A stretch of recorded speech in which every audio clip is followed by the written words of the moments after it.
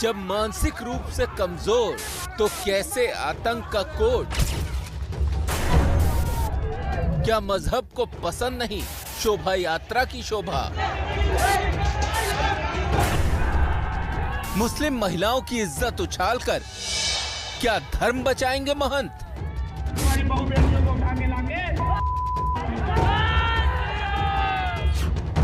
धर्म के नाम पर नफरत की अधर्म कथा।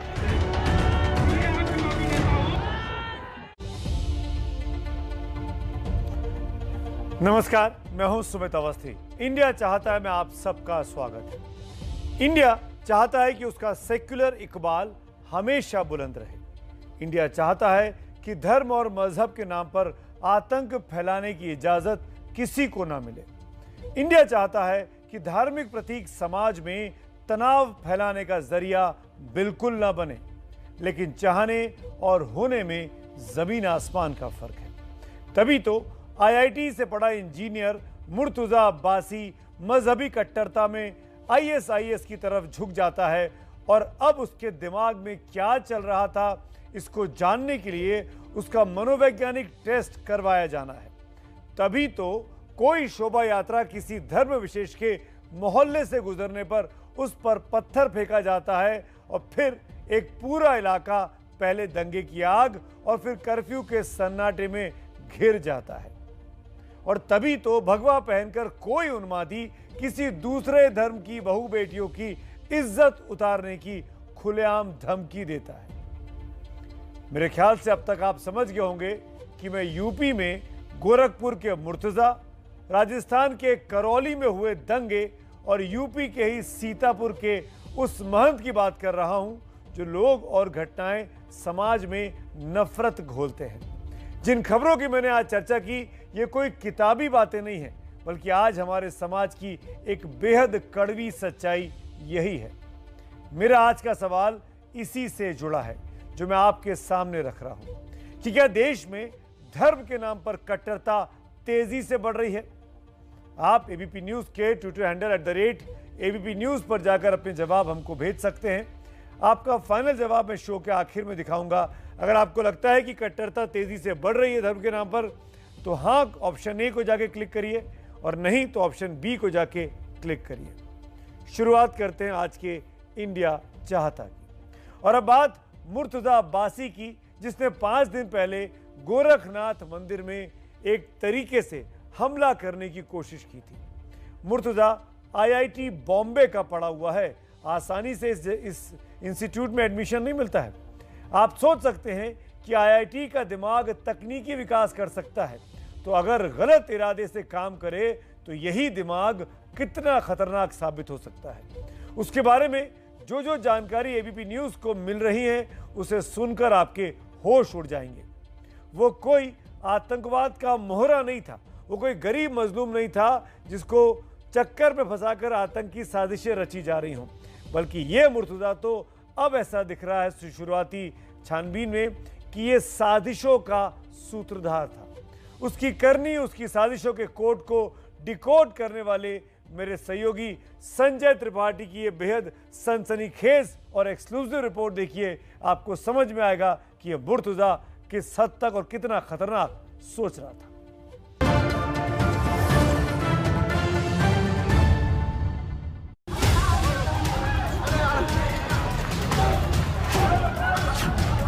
रहलत तैरान, अल जिहाद, तईफ, बक अल फिराश, अब्दुल्ला, ये सिर्फ शब्द नहीं बल्कि आतंक की पाठशाला का वो पाठ है जिसे मुर्तजा कई दिनों से पढ़ रहा था और अपने आतंकी आकाओं से बात करने के लिए वो इन्हीं शब्दों का इस्तेमाल करता था। एटीएस की टीम ने मुर्तजा के घर से अरबी में लिखी एक किताब जब्त की थी, जिसमें ये शब्द मार्कर से हाईलाइट किए गए थे, जिनका मतलब जांच टीम ने ढूंढ निकाला है। आतंकियों से बात करने का पहला कोड था रहलत तैरान, जिसका मतलब होता है फ्लाइट। मुंबई, दिल्ली या देश के बाहर फोन पर बात करते वक्त इसका इस्तेमाल होता था। मुर्तजा को आतंकियों ने जो दूसरा कोड दिया था वो था अल जिहाद, मतलब आतंकी हमला। आतंकी हमले की तैयारी के बारे में पूछने के लिए अल जिहाद बोला जाता था। आतंकी सिलेबस का तीसरा कोड है समा, मतलब कि जन्नत। बड़ी घटना को अंजाम देने के लिए जन्नत कहा जाता था। अरबी किताब का चौथा कोड था अब्दुल्लाह, मतलब फोन या संदेश। साथ ही आतंकियों को दईफ कह के बुलाया जाता था, मतलब कि मेहमान। हमलों की फंडिंग के लिए बख्शीश शब्द का इस्तेमाल किया जाता था। पुलिस वालों को बक अल फिराश कहकर बुलाया जाता था। फोन पर मुर्तजा के आतंकी साथी बक अल फिराश से सावधान रहने की हिदायत देते थे। एटीएस सूत्रों के मुताबिक मुर्तजा आईएसआईएस की विचारधारा से बहुत ज्यादा प्रभावित था। इतना ही नहीं, वो आईएसआईएस में भर्ती होने के लिए सीरिया भी जाना चाहता था। साथ ही साथ उसने आईएसआईएस से जुड़े लोगों को चंदा भी दिया। जिहादी कोडवर्ड्स की देन है कि मुर्तजा हथियार लहराते हुए गोरखनाथ मंदिर के करीब खून खराबे पर उतर आया था। हाँ, ये देखो सीएनआरसी भी कर रहे हैं तो गलत हो रहा है ना। हमारे साथ जो गलत हुआ वो तो ड्राइविंग फैक्टर है ही, उसको मैं दिमाग में जो जस्टिफिकेशन, उसके मतलब कोई काम करने से पहले आदमी जस्टिफिकेशन भी तो बनाता है, उसको मैं जस्टिफिकेशन दे रहा था कि तो मुसलमानों के साथ जुल्म हो रहा है, कोई कर्नाटक में इतनी हो रहा तो हम अब कोई नहीं करेगा। तो मुझे उस तरह से मैं सोच के मैं बोला कि अब फिर थक गया, सोच में बोला कर ही दो भाई, हम ये बीड़ा उठा लो। एटीएस ने मुर्तजा और उसके पिता मुनीर अब्बासी को आमने सामने बिठाकर भी पूछताछ की है, ताकि उसके नेपाल और दुबई कनेक्शन को ठोक बजाकर खंगाला जा सके। नेपाल में जिस शख्स से मिलने मुर्तजा गया था उसके बारे में भी मुनीर से पूछा गया। विदेश पैसा ट्रांसफर करने में इसी शख्स ने मुर्तजा की मदद की थी। दुबई जाने और वहां के कनेक्शन को लेकर भी मुर्तजा के पिता से पूछताछ हुई। तो उधर से एक बार उनके अब्बा आए इधर जामनगर से, तो मुलाकात हुई नमाज के बाद। फिर मैंने उनसे हाल अहवाल लिया, खबर खैरियत पूछा, अहमद भाई के बारे में भी पूछा। उनका थोड़ा सा बिहेवियर जो है अलग लग रहा है, लगता है कोई जादू कर दिया है या क्या है। बहुत परेशान हूँ, थोड़ा दुआ कीजिए उनके लिए। मुर्तजा का परिवार लगातार ये दावा कर रहा है कि वो मानसिक रूप से बीमार है, इसीलिए पुलिस मुर्तजा के मनोवैज्ञानिक टेस्ट की भी तैयारी कर रही है, ताकि उसके मानसिक स्वास्थ्य की स्थिति की पुख्ता जानकारी जुटाई जा सके। सर, उसके मेंटल स्टेटस को लेकर के भी कुछ इश्यूज हैं। जो भी चीज़ें इस तरह की चीज़ें अगर अभियुक्त के द्वारा बताई जाती हैं तो उसका प्रॉपर वेरिफिकेशन एक्सपर्ट के द्वारा ही कराया जाएगा। एक गंडासा लहराने से शुरू हुई वारदात अब बड़ी साजिश की शक्ल में उभर कर सामने आने लगी है, जिसके तार नेपाल, दुबई से जुड़े हैं। लखनऊ से संवाददाता संजय त्रिपाठी की रिपोर्ट। मुर्तजा का परिवार लगातार कह रहा है कि वो मानसिक रूप से कमजोर है, लेकिन जांच एजेंसियों की जो तहकीकात चल रही है उसका कहना है कि आईआईटी से पढ़ा लिखा मुर्तजा बिल्कुल भी कमजोर नहीं है दिमागी तौर पर। मुर्तजा पर सुरक्षा और जांच एजेंसियों के जो खुलासे हुए हैं उनको जरा गौर से यहां पर देखिए। मुर्तजा न सिर्फ कोड में बात करता था, बल्कि अल कायदा के आतंकी अवलाकी को गुरु मानता था। भगौड़े जाकिर नाइक के भड़काऊ वीडियो को देखना पसंद करता था। यूट्यूब पर जिहाद से जुड़े वीडियो भी उसने खूब देखे हैं। व्हाट्सएप से कट्टरपंथी विचारधारा का वो प्रचार खुद करता था। मुर्तजा के लैपटॉप से एजेंसियों को कई उकसाने वाले भाषण के क्लिप्स भी मिले हैं। मंदिर पर हमले से एक दिन पहले मुर्तजा के नेपाल जाने की भी जानकारी एजेंसियों को मिल रही है। यह भी पता चला है कि 6 महीने पहले वो दुबई के दौरे पर भी गया था। एयरगन से निशानेबाजी की ट्रेनिंग भी मुर्तजा ने ली थी और मुर्तजा के पास 3 धारदार हथियार मिले हैं। अब एटीएस मुर्तजा का मनोवैज्ञानिक टेस्ट कराना चाहती है ताकि सारा सच सामने आ सके। आगे बढ़ते हैं। दूसरी तरफ राजस्थान के करौली में दंगे 2 अप्रैल को हुए, लेकिन उसकी जांच पर सियासी रोटियां अब सेकी जा रही हैं। नेताओं को पता है कि 2023 में राजस्थान के विधानसभा और 2024 में लोकसभा के चुनाव आ रहे हैं, तो दंगे चुनाव में वोट की उपजाऊ फसल पैदा कर सकते हैं। शायद इसीलिए करौली दंगों में अब तालिबान की एंट्री भी करा दी गई है। दंगे खत्म हुए 6-7 दिन हो चुके हैं, लेकिन अब सियासी पार्टियों को याद आया कि क्यों ना इस पर सियासत करके कुछ फायदा उठाया जाए। मेरे सहयोगी मनीष शर्मा की एक खास रिपोर्ट देखिए, जब जानबूझकर राजनीतिक पार्टियां अब इस मामले को खूब तूल दे रही हैं।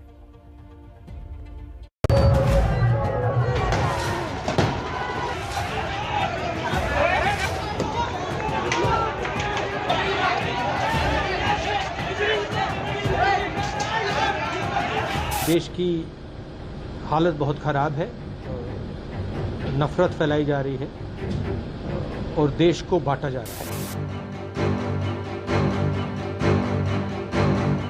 हिंदुस्तान को बांटा भी गया है। पहले ये एक देश हुआ करता था, अब अलग अलग देश के अंदर अलग अलग देश बना, इन सबको एक दूसरे से लड़ाई जाए।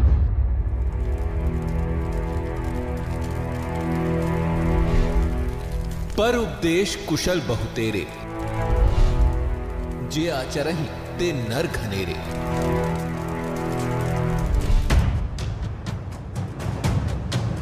गोस्वामी तुलसीदास जी कह गए हैं कि दूसरों को उपदेश देना तो आसान है, लेकिन खुद उस पर अमल करना कठिन।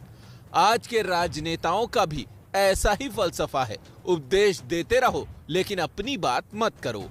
राहुल गांधी बीजेपी पर तो सबको बांटकर लड़ाने का आरोप मढ़ देते हैं, लेकिन जब राजस्थान में अशोक गहलोत की बात आती है तो उनके मुंह से कुछ क्यों नहीं निकलता।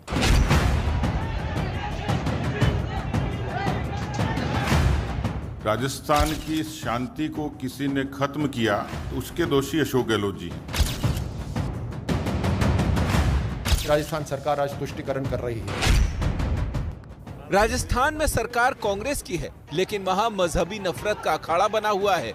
करौली शहर, धर्म के नाम पर यहां नफरत की आग भड़काई गई, लेकिन कांग्रेस की सरकार हाथ पर हाथ धरे बैठी रही। 2 अप्रैल को करौली में नव संवत्सर के मौके पर निकाली जा रही मोटरसाइकिल रैली और शोभा यात्रा पर एक समुदाय विशेष के लोगों ने पथराव किया। इसके बाद इलाके में हिंसा भड़क गई, कई जगह आगजनी और तोड़फोड़ हुई। हालात इस कदर बिगड़ गए कि करौली में 10 अप्रैल तक के लिए कर्फ्यू लगाना पड़ा। अब इसी घटना को लेकर सियासत तेज है। बीजेपी ने करौली में अपना एक प्रतिनिधिमंडल भेजा था, जिसकी रिपोर्ट के बाद दिल्ली में प्रेस कॉन्फ्रेंस में राजस्थान सरकार पर बीजेपी ने संगीन आरोप लगाए। राजस्थान में जिस तरीके से अशोक गहलोत जी ने अपीजमेंट का काम किया है, पीएफआई को खुश करने का काम किया है, उससे राजस्थान में ऐसा लगता है कि तालिबान का शासन है। क्या हिंदुओं के ह्यूमन राइट्स नहीं है? क्या वो पिटने के लिए हैं? जहां जहां धर्म यात्रा निकल रही है हिंदुओं की, चाहे कोटा हो, बीकानेर हो या फिर अजमेर हो, वहां पे धारा 144 लगाई जा रही है। यानी पहले से ये सोचा जा रहा है, माना जा रहा है कि हिंदू तो कम्युनल है, हिंदू सांप्रदायिकता बढ़ाएगा, इस तरह का माहौल बनाया जा रहा है। और उसी के साथ साथ एक धर्म विशेष के लिए कानून निकाला जा रहा है कि यहां पर किसी भी हालत में बिजली की कटौती नहीं की जाएगी। ऐसा लग रहा है कि मानो राजस्थान की जो सरकार है वो खुद सांप्रदायिकता बढ़ाने के लिए कदम उठा रही है। दरअसल इस घटना को लेकर अशोक गहलोत सरकार पर कई सवाल उठ रहे हैं। सवाल इसलिए है क्योंकि घटना से 2 दिन पहले एक मुस्लिम संगठन पीएफआई ने एक लेटर जारी किया था। राजस्थान के मुख्यमंत्री और डीजीपी के नाम लिखी चिट्ठी में राजस्थान में हिंदू नव संवत्सर के मौके पर 2 से 4 अप्रैल के बीच उन्माद फैलने और कानून व्यवस्था बिगड़ने की बात कही गई थी। आपको बता दें कि पीएफआई राजस्थान में अपनी सक्रियता बढ़ा रहा है और कुछ दिनों पहले उन्होंने कोटा में एक बड़ा आयोजन भी किया था। बीजेपी का आरोप है कि ये हमला कानून व्यवस्था की नाकामी है। शासन की डोर गहलोत सरकार के हाथ में है, लेकिन जब जिम्मेदारी लेने की बात आई तो गहलोत सियासत करने लगे। आग लगाने के लिए आते हैं, पूरे देश में आग लगा रहे हैं, आए आग लग गई, ये ऐसा माहौल बना रहे हैं। आपको मैं कहना चाहूँगा, आपके माध्यम से प्रदेशवासियों को कहना चाहूँगा, बहुत खतरनाक दौर चल रहा है देश के अंदर। इनका संविधान की धज्जियां उड़ा रहे हैं। राजनीति का दस्तूर है कि वो नफरत की आग पर भी सियासी रोटियां सेक ही लेती है, लेकिन इस आग से एक और तस्वीर निकली है जो उम्मीद देती है। ये तस्वीर है पुलिस के उस जांबाज जवान की, जिसने इसी करौली हिंसा में बच्चे की जान बचाने के लिए अपनी जान दांव पर लगा दी, जिसके लिए अपनी ड्यूटी सबसे आगे है। न जाने नेता कब अपनी ड्यूटी समझेंगे। जयपुर से संवाददाता मनीष शर्मा की रिपोर्ट। दंगों की आंच पर सियासी रोटी तो पक सकती है, लेकिन पेट की रोटी को दंगे की आग जला कर रख देती है। दंगे सिर्फ घाव देते हैं। आपको बता दें कि अशोक गहलोत के राज में यानी 2019 से 2021 तक का जो आंकड़ा हमारे पास उपलब्ध है, उस दौर में 10.5 सांप्रदायिक दंगे सालाना हुए। ये एवरेज है, यानी करीब करीब 10.5 दंगे सालाना रिकॉर्ड किए गए बीते 3 सालों में। जबकि उसके पहले की बीजेपी की वसुंधरा राजे की सरकार के दौरान 2014 से 18 के शासनकाल में सालाना 11.3 सांप्रदायिक दंगे हुए हैं। राजस्थान में 2 ही पार्टियां हैं, बीजेपी और कांग्रेस बारी बारी से सरकार बनती रहती है और दोनों ही सरकारों के वक्त में मजहबी दंगों को देखा गया है। मजहबी दंगे हुए हैं, लगभग एक जैसी स्थिति दिखाई देती है। मजहब नहीं सिखाता आपस में बैर रखना। अल्लामा इकबाल ने इसे इसी मकसद से लिखा था कि समाज में, देश में, दुनिया में अमन चैन रहे। लेकिन हमारे और आपके बीच में ही मौजूद कुछ लोग नहीं चाहते कि ऐसा हो। जब भी शांति की बात होती है, उसे सांप्रदायिकता की आग में झुलसाने की कोशिश भी की जाती है। इस बार यही काम किया है यूपी के सीतापुर के एक भगवाधारी महंत ने, जो खुलेआम लाउड स्पीकर से दूसरे धर्म की महिलाओं को अश्लील धमकियां दे रहा है। मैं बहुत प्यार से तुमको समझा दे रहा हूं, अगर इस परिवार में कोई एक हिंदू लड़की तुमने छेड़ी तो मैं खुलेआम तुम्हारे घर से तुम्हारी बहू बेटियों को उठा के लाके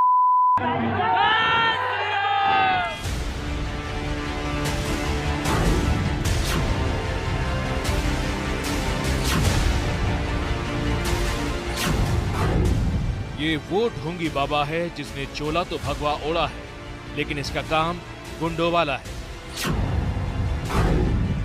इसकी दीक्षा समाज को जोड़ने की थी, लेकिन आज तोड़ने का काम कर रहा है। फिर से सुनिए कैसे ये जीप के अंदर बैठकर मस्जिद के बाहर भाड़े के भक्तों की मजलिस लगाकर ये कैसे गेरुआ वस्त्र की पवित्रता को बदनाम कर रहा है। मैं बहुत प्यार से तुमको समझा दे रहा हूं, अगर इस परिवार में कोई एक हिंदू लड़की तुमने छेड़ी तो मैं खुलेआम तुम्हारे घर से तुम्हारी बहू बेटियों को उठा के लाके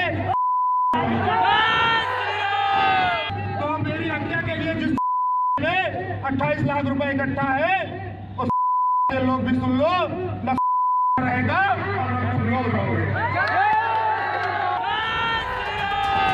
ये वीडियो 2 अप्रैल का है, जब बजरंग मुनि की अगुवाई में सीतापुर के खैराबाद में कलश यात्रा निकाली गई थी और उसी दौरान ये धमकी दी गई। कोई एक हिंदू लड़की तुमने छेड़ी तो मैं खुलेआम तुम्हारे घर से तुम्हारी बहू बेटियों को उठा के लाके तब मामला दब गया, लेकिन अब वीडियो वायरल होते ही बाबा हाफ हाफ कर सफाई दे रहे हैं। कभी 80-20 की बात कर रहे हैं तो कभी करौली का हवाला दे रहे हैं। ये एक शीशा वाली मस्जिद है। उस दिन हमारी कलश यात्रा निकल रही थी। ये लोग पत्थर लेके और डंडे लेके अपने छतों के ऊपर धीरे धीरे चढ़ रहे थे और करौली जैसी घटना के लिए जो है प्रयासरत थे। सवालों के घेरे में खाकी भी है, क्योंकि बजरंग मुनि जब चीख चीख कर किसी धर्म विशेष की बेटियों की आबरू से खेलने की धमकी दे रहा था, उस वक्त यूपी पुलिस के जवान वहां मौजूद थे। सब कुछ उनकी मौजूदगी में हुआ। खाकी पर सवार उठे तो महकमा एक्शन में दिखने की कोशिश में लग गया। अपर पुलिस अधीक्षक की निगरानी में जांच बैठा दी गई। इस संबंध में यहाँ से डीजीपी मुख्यालय से अपराध पंजीकृत कर और कठोर कार्रवाई दोषी के विरुद्ध करने के निर्देश दिए गए हैं। किसी भी परिस्थिति में सांप्रदायिक सौहार्द बिगड़ने नहीं दिया जाएगा, ये हम सुनिश्चित कराएंगे। पुलिस की इस दलील से विपक्ष खुश नहीं है। पूछ रहा है कि बात बात पर जो बुलडोजर निकल जाता है, अब वो कहाँ है। हिंदुस्तान में चाहे किसी भी जाति धर्म की बेटी हो, वो हिंदुस्तान की बेटी होती है, और हिंदुस्तान की बेटी के बारे में कोई गलत बोलेगा तो सरकार को उसके ऊपर में ठोक के कार्रवाई करनी चाहिए, क्योंकि हिंदुस्तान की बेटियों का अपमान बर्दाश्त नहीं होना चाहिए। देश में धर्म के नाम पर धुआंधार सियासत हो रही है। बाबा और बुर्के के बाद देश में एक विवाद लाउड स्पीकर्स को लेकर भी शुरू हो गया है। प्रार्थनेला माझा विरोध नाही, पण या मशिदींवरती लागलेले भोंगे हे खाली उतरवावेच लागतील. या सरकारला हा निर्णय घ्यावाच लागेल. पहले राज ठाकरे की पार्टी ने मस्जिदों से लाउड स्पीकर हटाने की धमकी दी और फिर विरोध में मस्जिदों के सामने हनुमान चालीसा का पाठ पढ़वाया।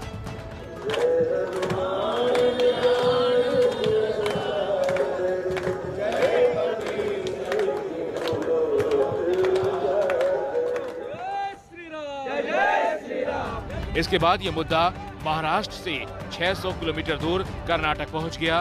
सभी धार्मिक स्थलों को धड़ाधड़ नोटिस भिजवाया जाने लगा, जिसमें मंदिर और चर्च भी शामिल हैं। पूरा मामला गर्म ही था कि आरिफ मोहम्मद खान ने एक और चोट मार दी। कोई इशू है ये?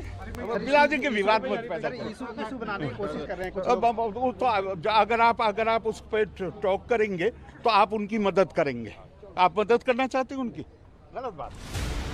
धर्म के नाम पर सबके अपने अपने एजेंडे चल रहे हैं। कोई इस तरफ खड़ा है तो कोई उस तरफ, लेकिन इसमें नुकसान देश का हो रहा है, क्योंकि महंगाई, बेरोजगारी जैसे मुद्दों पर चर्चा को कोई तैयार नहीं।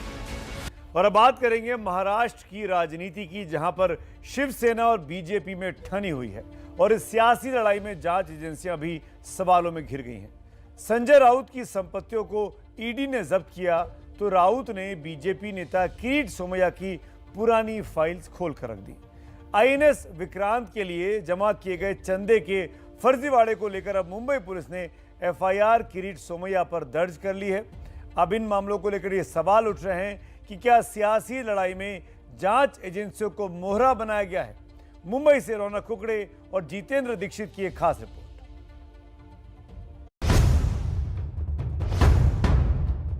संजय राउत का इस घोटाले में क्या रोल था? सेंट्रल एजेंसी के चक्रव्यूह में फंसाया जाए। क्या करोगे? ज्यादा से ज्यादा जेल में डालोगे। 55 लाख वापस क्यों दिया? कोई ईडी ने जाके बंदूक में नहीं दिखाया था? वे वॉक को जाते हैं तो गोली मार देंगे। हमारे जैसे लोग डरते नहीं। किरीट सोमैया के पीछे मुंबई पुलिस, संजय राउत के पीछे ईडी। महाराष्ट्र में सत्ता की लड़ाई क्या अब जांच एजेंसियों के सहारे लड़ी जा रही है? ये सवाल आज पैदा नहीं हुआ, पिछले कुछ सालों में कई बार ऐसे आरोप लगे हैं।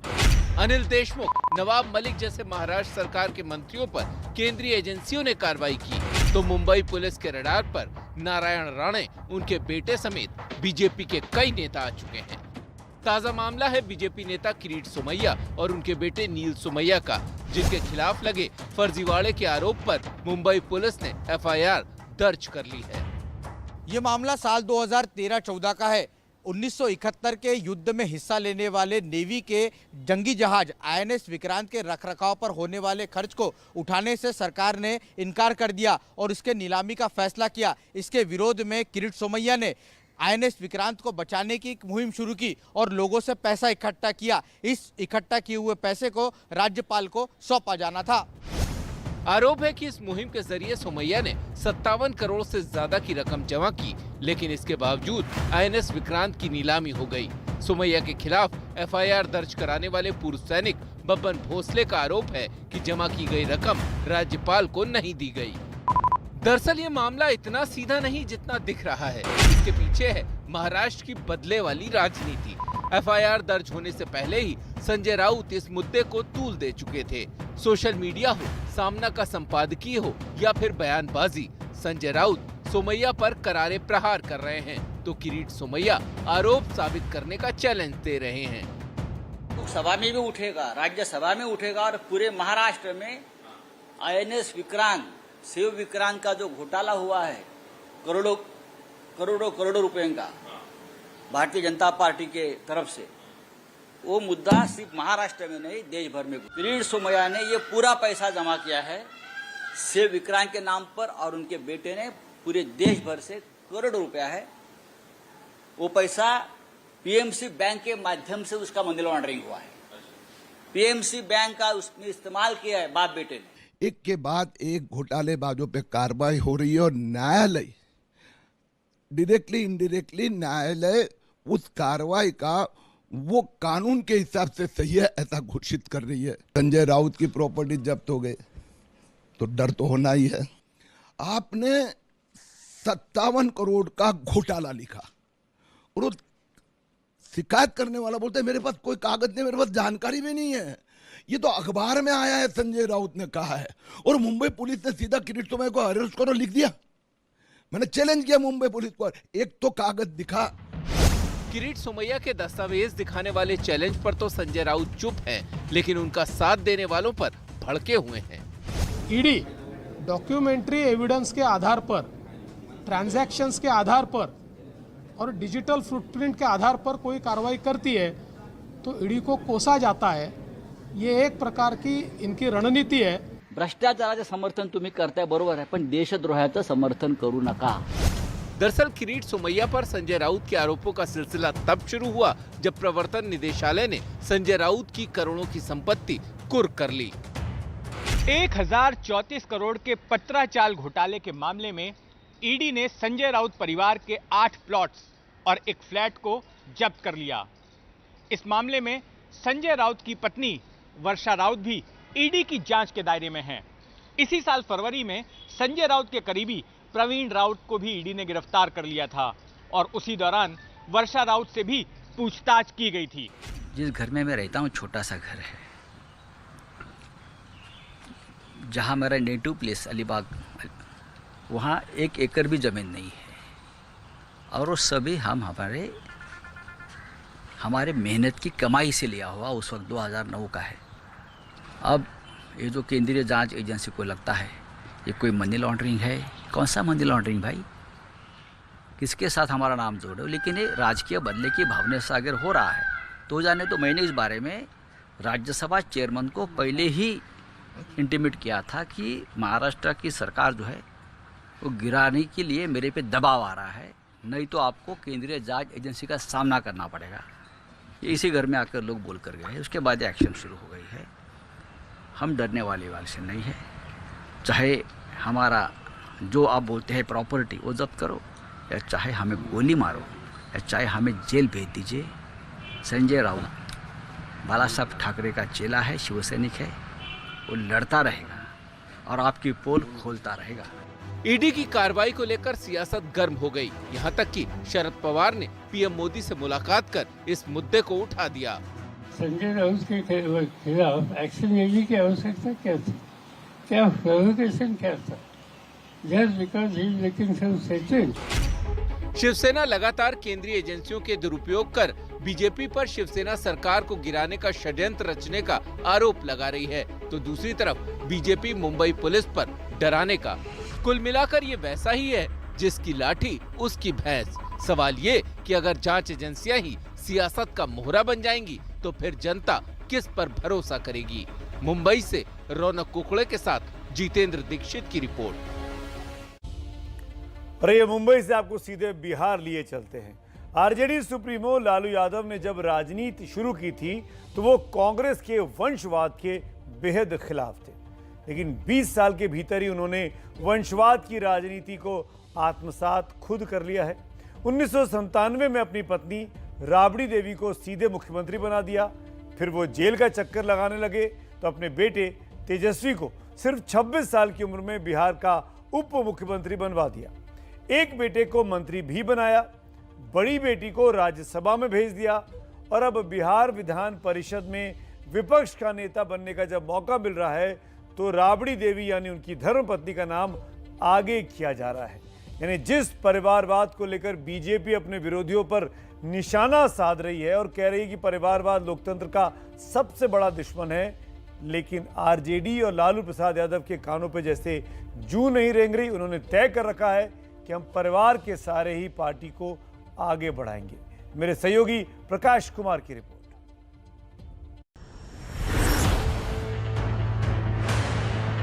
मैं तेज प्रताप यादव, तेजस्वी प्रसाद यादव ईश्वर की शपथ लेता हूं। सत्ता में हो तब भी, विपक्ष में हो तब भी, संसद में हो तब भी, विधानसभा विधान परिषद में हो तब भी, विपक्ष हो या सरकार, कुर्सी पर बैठेगा सिर्फ परिवार।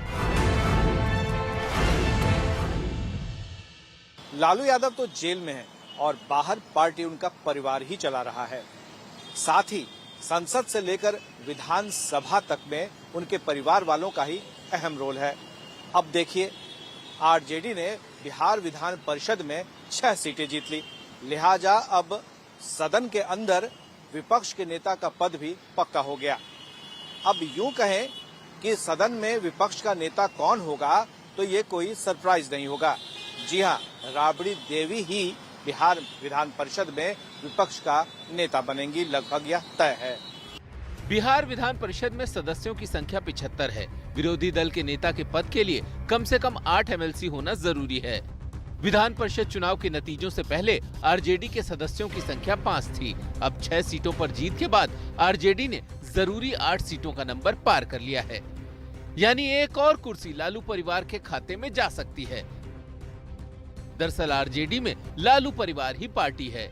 लालू यादव पार्टी के अध्यक्ष हैं। पत्नी राबड़ी देवी विधान परिषद में नेता विपक्ष हो सकती हैं। छोटे बेटे तेजस्वी यादव विधायक दल के नेता हैं। बड़े बेटे तेज प्रताप यादव विधायक हैं। बेटी मीसा भारती सांसद हैं। विरासत की सियासत वाली राजनीति आरजेडी में पुरानी है। आपको याद होगा कि चारा घोटाले में फंसने के बाद जब लालू को सीएम की कुर्सी छोड़नी पड़ी तो पार्टी के बड़े बड़े दिग्गजों को किनारे करके उन्होंने अपनी पत्नी राबड़ी देवी को बिना किसी राजनीतिक अनुभव के बिहार का मुख्यमंत्री बना दिया था। क्रिकेट में कामयाब नहीं हुए तो बेटे तेजस्वी न सिर्फ राजनीति में आए बल्कि बिहार के डिप्टी सीएम भी बन गए। बड़े बेटे तेज प्रताप यादव भले ही अपने कारनामों से विवाद खड़े करते रहे हों, लेकिन जब मंत्री बनने की बारी आई तो वो भी कैबिनेट मंत्री बने। सवाल ये है कि क्या राष्ट्रीय जनता दल में लालू परिवार के अलावा कोई ऐसा नेता नहीं जो अहम पदों पर बैठ सके, या फिर लालू परिवार सब कुछ अपने पास ही रखना चाहता है। यही वजह है कि विपक्ष लगातार परिवारवाद के बहाने आरजेडी पर निशाना साधता है। लालू जी की तो मजबूरी मैं जानता हूँ। पिछली बार बेटी को बेचारी को सेट करने की कोशिश की, नहीं कर पाई। अब बेटों को सेट करने में लगे हैं। बेटों को सेट करने में पूरे बिहार को अपसेट कर रहे हैं। इस तरह के लोग किसी को अपना नहीं मानते हैं। इनको सिर्फ और सिर्फ अपने परिवार के बारे में सोच है। पति पत्नी बेटा बेटी इसके अलावे और कोई सोच नहीं है। सत्ता का एक परिवार या व्यक्ति में केंद्रित होना न तो लोकतंत्र और न ही लोकतांत्रिक व्यवस्था का हिस्सा बनी पार्टियों के लिए अच्छा संकेत है। लेकिन विडंबना ये है कि देश में विरासत वाली सियासत अब भी फल फूल रही है। पटना से प्रकाश कुमार की रिपोर्ट।